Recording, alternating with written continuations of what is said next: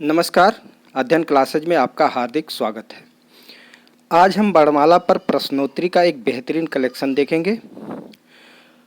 अगर आपने इसको सॉल्व कर लिया अच्छे ढंग से और इसका रिवीजन कर लिया तो परीक्षा में आपका एक भी प्रश्न नहीं छूटेगा। तो आइए देखते हैं वर्णमाला पर प्रश्नोत्तरी। प्रश्न संख्या 1 है, हिंदी में ध्वनियाँ कितने प्रकार की होती है? ऑप्शन ए है 2, ऑप्शन बी है 4, ऑप्शन सी है 6, ऑप्शन डी है 8। तो इसका उत्तर होगा ऑप्शन ए 2। हिंदी में ध्वनियाँ कितने प्रकार की होती हैं? 2 प्रकार की। कौन सी ध्वनि? स्वर ध्वनि और व्यंजन ध्वनि। अगला क्वेश्चन है, मात्रा के आधार पर स्वर कितने प्रकार के होते हैं? ऑप्शन ए है 2, ऑप्शन बी है 3, ऑप्शन सी है 4, ऑप्शन डी है 5। तो इसका उत्तर होगा 2। मात्रा के आधार पर स्वर 2 प्रकार के होते हैं। कौन कौन से? ह्रस्व स्वर और दीर्घ स्वर। ह्रस्व स्वर को ही लघु स्वर या एक मात्रिक स्वर भी कहते हैं और दीर्घ स्वर को गुरु स्वर और द्विमात्रिक स्वर भी कहते हैं। अगला क्वेश्चन है, जिह्वा के आधार पर स्वर कितने प्रकार के होते हैं? तो जिह्वा के आधार पर स्वर 3 प्रकार के होते हैं। जिह्वा के आधार पर स्वर 3 प्रकार के होते हैं। कौन कौन से? अग्र स्वर, मध्य स्वर और पश्च स्वर। तो जिह्वा के आधार पर स्वर 3 प्रकार के होते हैं। अगला क्वेश्चन है, निम्नलिखित में से कौन सा मूल दीर्घ स्वर नहीं है? तो पूछ रहा है कि मूल दीर्घ स्वर नहीं है। तो दीर्घ स्वर में बड़ा आ, बड़ ई, बड़ा ऊ, ओ, आओ, ए, आए आते हैं। लेकिन यहाँ क्वेश्चन पूछा जा रहा है कि मूल दीर्घ स्वर नहीं है। ओ जो है वो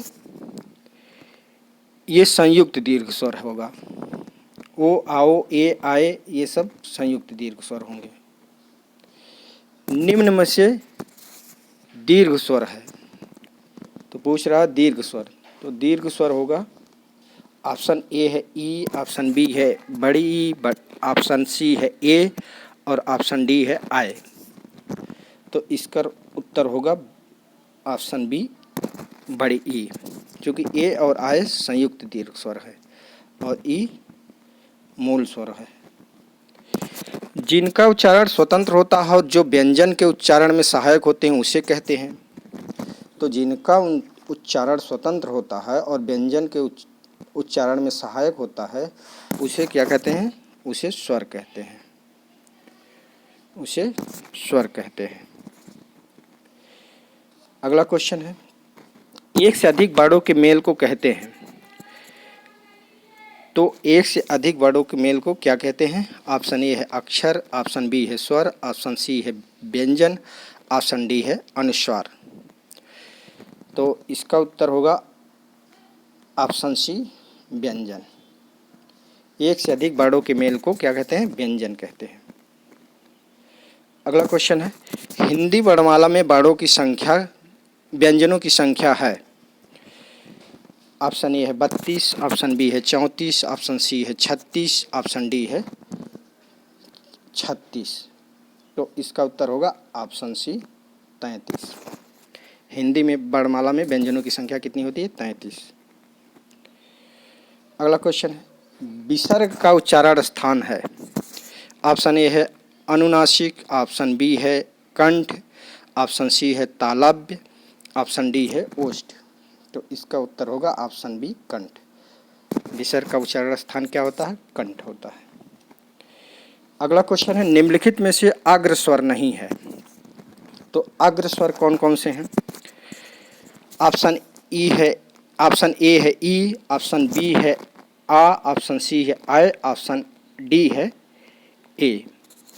तो अग्र स्वर में कौन कौन से आते हैं? छोटी, बड़ी, ए, आय। तो इसका उत्तर होगा ऑप्शन बी आ। आ क्या है? मध्य स्वर है। आ मध्य स्वर है अग्रस्वर नहीं है। निम्नलिखित में से वृत्तमुखी स्वर नहीं है। तो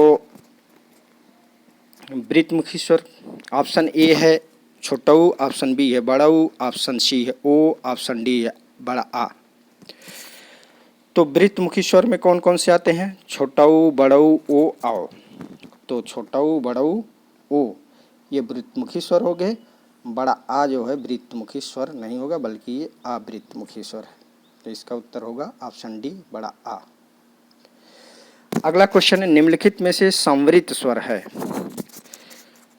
ऑप्शन ए है छोटा आ, ऑप्शन बी है बड़ी ई, ऑप्शन सी है बड़ा आ, ऑप्शन डी है ए। तो इसका उत्तर होगा ऑप्शन बी बड़ी ई। बड़ी ई संवृत्त स्वर है। संवृत्त स्वर में कौन कौन से आते हैं? छोटी, बड़ी, छोटऊ, बड़ऊ ये संवृत्त स्वर में आते हैं। अगला क्वेश्चन निम्नलिखित में से उत्क्षिप्त ध्वनियां हैं। ऑप्शन ए है डा, ऑप्शन बी है ड़ा, ऑप्शन सी है ढा, ऑप्शन डी है ड़ा। तो इसका उत्तर होगा ऑप्शन डी ड़ा। ऑप्शन डी ड़ा। ड़ा और ढ़ा दो जो है उत्क्षिप्त ध्वनियां होती हैं। ड़ा और ढ़ा ये उत्क्षिप्त ध्वनियां। अगला क्वेश्चन निम्नलिखित में से स्पर्श संघर्षी व्यंजन नहीं है। तो स्पर्श संघर्षी व्यंजन कौन कौन से होते हैं?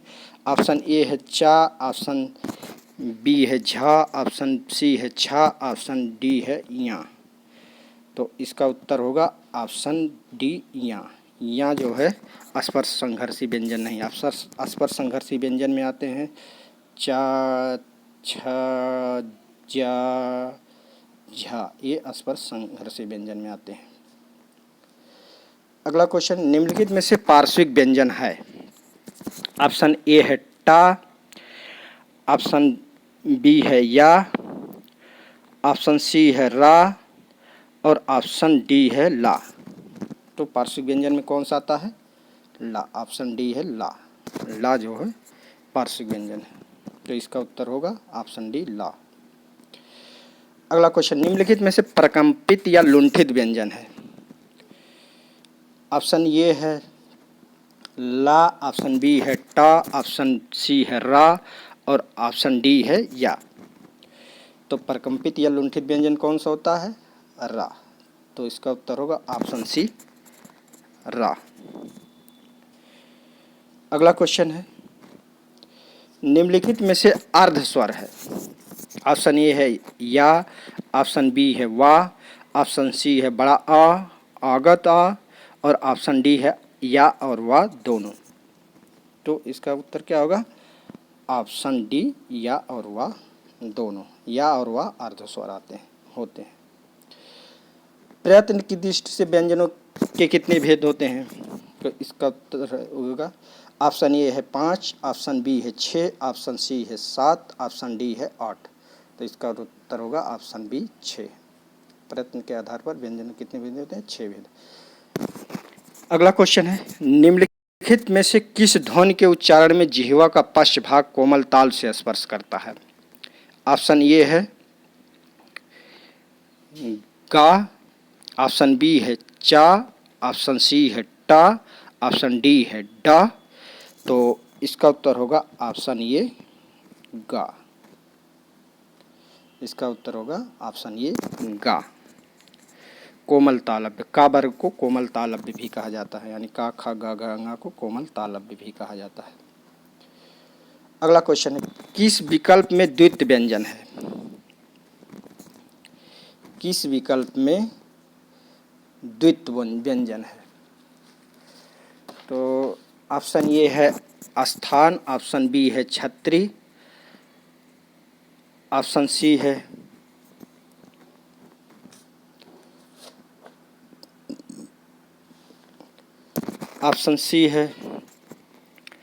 सच्चा, ऑप्शन डी है बच्चा। तो ऑप्शन सी क्या है? ऑप्शन सी है सच्चा, ऑप्शन डी है गड्ढा, गड्ढा। तो इसका उत्तर होगा ऑप्शन सी सच्चा। सच्चा जो है द्वित्व व्यंजन है। जब दो व्यंजन आपस में द्वित्व होते हैं तो उसको द्वित्व व्यंजन कहा जाता है। जैसे चा और चा द्वित्व में है, यहाँ आधा चा और चा, तो ये द्वित्व व्यंजन है। अगला क्वेश्चन है, निम्नलिखित में से या और वा का सही वर्गीकरण है। ऑप्शन ए है अंतस्थ व्यंजन, ऑप्शन बी है अर्ध स्वर, ऑप्शन सी है ए और बी दोनों, और ऑप्शन डी है उपयुक्त में से कोई नहीं। तो इसका उत्तर होगा ऑप्शन सी ए और बी दोनों। या और वा जो है अंतस्थ व्यंजन भी है, अर्ध स्वर भी है। अगला क्वेश्चन है, निम्नलिखित में से गा का सही वर्गीकरण है। ऑप्शन ए है कंठ, स्पर्श, सघोष, महाप्राण। ऑप्शन खा है कंठ, स्पर्श, सघोष, अल्पप्राण। ऑप्शन गा है कंठ, स्पर्श, अघोष, अल्पप्राण। ऑप्शन घा है कंठ, स्पर्श, अघोष और महाप्राण। तो इसका उत्तर होगा ऑप्शन का, गा जो है कंठ भी है, स्पर्श ध्वनि भी है, सघोष भी है और महाप्राण भी है। अगला क्वेश्चन है, लघुत्तम वाक् की ध्वनि क्या कहलाती है। लघुत्तम वाक् ध्वनि क्या कहलाती है। ऑप्शन ए है स्वर, ऑप्शन का है स्वर, ऑप्शन खा है व्यंजन, ऑप्शन गा है वर्ण, ऑप्शन घा है उपर्युक्त सभी। तो इसका उत्तर होगा ऑप्शन सी वर्ण। लघुत्तम वाक् ध्वनि क्या कहलाती है, वर्ण कहलाती है। अगला क्वेश्चन है, बड़ा ऊ किस प्रकार का स्वर है। अग्र संवृत स्वर, बी अग्र विवृत स्वर, सी पश्च संवृत स्वर, डी पश्च विवृत स्वर। तो इसका उत्तर होगा ऑप्शन सी पश्च संवृत स्वर। पश्च संवृत स्वर, इसका उत्तर होगा पश्च संवृत स्वर। अगला क्वेश्चन है, हिंदी वर्णमाला में मूल स्वरों की संख्या कितनी है। तो हिंदी वर्णमाला में मूल स्वरों की संख्या है 4। आ, ई, उ और रे, ये 4 मूल स्वर हैं। अगला क्वेश्चन, किस विकल्प में सघोष, महाप्राण, काकल व्यंजन है। ऑप्शन ए है का, ऑप्शन बी है टा, ऑप्शन सी है ला, ऑप्शन डी है हा। तो इसका उत्तर होगा ऑप्शन डी हा। हा को काकल्य व्यंजन भी कहा जाता है, और हा महाप्राण है और सघोष। अगला क्वेश्चन है, हिंदी की स्पर्श, घोष, महाप्राण, ओष्ठ व्यंजन ध्वनियाँ हैं। ऑप्शन ए है भा, ऑप्शन बी है ठा, ऑप्शन सी है था, ऑप्शन डी है हा। तो इसका उत्तर होगा ऑप्शन ए भा। भा जो है घोष है, महाप्राण है और ओष्ठ ध्वनि व्यंजन है। मात्रा स्वर को क्या कहते हैं। अगला क्वेश्चन है, मात्रा स्वर को क्या कहते हैं। ऑप्शन ए वर्ण, ऑप्शन बी समरूप या ग्रेफीम, ऑप्शन सी रूप, ऑप्शन डी शब्द। तो इसका उत्तर होगा ऑप्शन बी समरूप या ग्रेफीम। मात्रा स्वर को समरूप या ग्रेफीम कहते हैं। अगला क्वेश्चन है, निम्नलिखित में से कौन सी ध्वनियाँ अयोगवाह हैं। ऑप्शन है ए है आ, ऑप्शन बी है का खा, ऑप्शन सी है अंग आह, ऑप्शन डी है ड़ा ढा। तो अयोग या वाह में कौन सी ध्वनि आती हैं, अंग आह।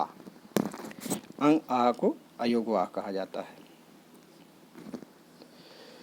अगला क्वेश्चन है, जिन ध्वनियों के संयोग से शब्दों का निर्माण होता है उन्हें कहते हैं। जिन ध्वनियों के संयोग से शब्दों का निर्माण होता है उन्हें क्या कहते हैं। ऑप्शन ए है ध्वनि, ऑप्शन बी है प्रतिध्वनि, ऑप्शन सी है वाणी, ऑप्शन सी है स्वनिम। तो इसका उत्तर होगा स्वनिम।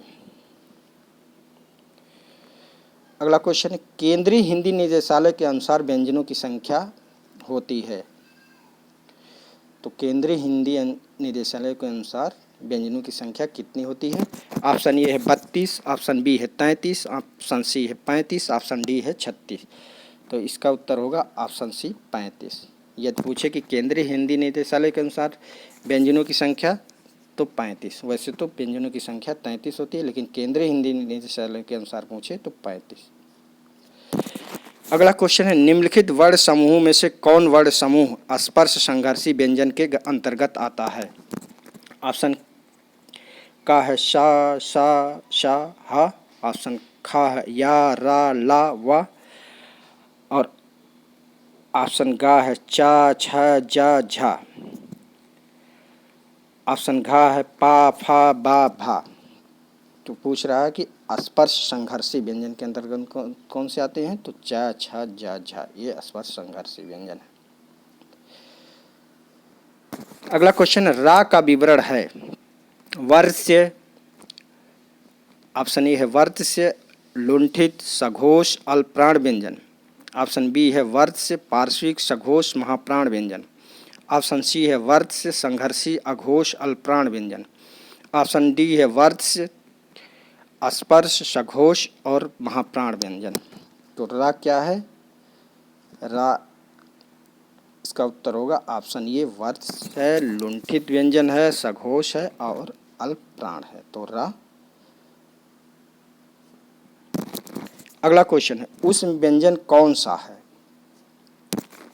ऊष्म व्यंजन कौन सा है? ऑप्शन ए है हा। ऑप्शन बी है शा। ऑप्शन सी है रा। ऑप्शन डी है ए एवं बी दोनों। तो इसका उत्तर होगा ऑप्शन डी, ए और बी दोनों। ये हा और शा दोनों ऊष्म व्यंजन है। अगला क्वेश्चन है, जिनकी ध्वनि केवल मुख से निकलती है वे हैं। ऑप्शन ए है वृत्ताकार स्वर। ऑप्शन बी है समवृत्त स्वर। ऑप्शन सी है अनुनासिक स्वर। ऑप्शन डी है निरनुनासिक स्वर। तो इसका उत्तर होगा ऑप्शन डी, निरनुनासिक स्वर। जिनकी ध्वनि केवल मुख से निकलती है उन्हें क्या कहते हैं? निरनुनासिक स्वर कहते हैं। अगला क्वेश्चन है, अर्धविवृत स्वर है। अर्धविवृत स्वर है। ऑप्शन ए है बड़ा ऊ। ऑप्शन बी है आय। ऑप्शन सी है बड़ा आ। ऑप्शन डी है ए। तो अर्धविवृत स्वर कौन है? ऑप्शन बी है आय। आय कैसा स्वर है? अर्धविवृत स्वर है।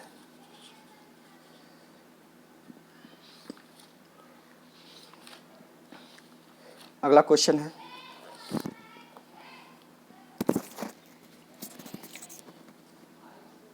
सभी स्पर्श व्यंजन कौन से वर्ग में आते हैं? ऑप्शन ए है का, रा, ला, हा। ऑप्शन बी है शा, ना, छा, बा। ऑप्शन सी है चा, ठा, ता, मा। और ऑप्शन डी है ला, या, जा, गा। तो सभी स्पर्श व्यंजन किसके अंतर्गत आते हैं? कौन से वर्ग में है? तो ऑप्शन सी है चा, ठा, ता, मा। यानी का से लेके माँ तक जितने भी व्यंजन हैं वो स्पर्श व्यंजन या वर्गीय व्यंजन कहलाते हैं।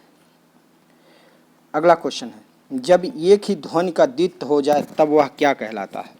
ऑप्शन ए है संयुक्त ध्वनियाँ। ऑप्शन बी है युग्मक ध्वनियाँ। ऑप्शन सी है संपृक्त ध्वनियाँ। और ऑप्शन डी है यौगिक ध्वनियाँ। तो इसका उत्तर होगा ऑप्शन बी, युग्मक ध्वनियाँ। जब एक ही ध्वनि का द्वित्व हो जाए तो उसे क्या कहते हैं? युग्मक ध्वनि कहते हैं। अगला क्वेश्चन है, हिंदी स्वरों का वर्गीकरण जब जीभ के भाग के आधार पर किया जाता है तो निम्नलिखित में से कौन सा भेद इसके अंतर्गत नहीं आएगा? ऑप्शन ए है अग्र स्वर। ऑप्शन बी है मध्य स्वर। ऑप्शन सी है पश्च स्वर। ऑप्शन डी है विपरीत स्वर। तो जीभ के आधार पर स्वरों की संख्या कितनी है? 3 है। अग्र स्वर, मध्य स्वर, पश्च स्वर। तो इसका उत्तर होगा डी, विपरीत स्वर। इसका विभाजन जीभ के आधार पर नहीं किया जाता है। विपरीत स्वर, इसका विभाजन मुख के खुलने के आधार पर किया जाता है। अगला क्वेश्चन है, टा वर्ग उच्चारण की दृष्टि से किस प्रकार की ध्वनि है? ऑप्शन ए है कंठ। ऑप्शन बी है तालव्य। ऑप्शन सी है मूर्धन्य। ऑप्शन डी है दंत। तो इसका उत्तर होगा ऑप्शन सी, मूर्धन्य। छठा वर्ग किस में आएगा? मूर्धन्य में आएगा। अगला क्वेश्चन है,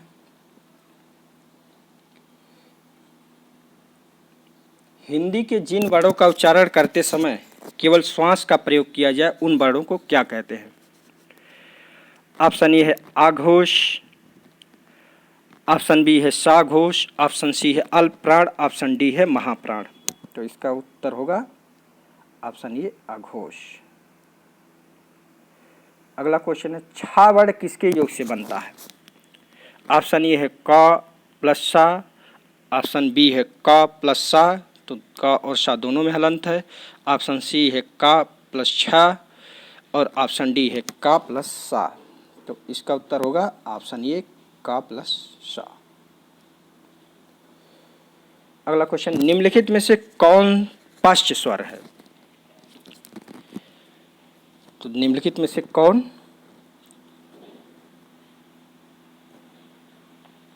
पश्च स्वर है? ऑप्शन ए है बड़ा आ, ऑप्शन बी है बा, ऑप्शन सी है जा, ऑप्शन डी है ढा। तो पश्च स्वर में कौन सा आएगा?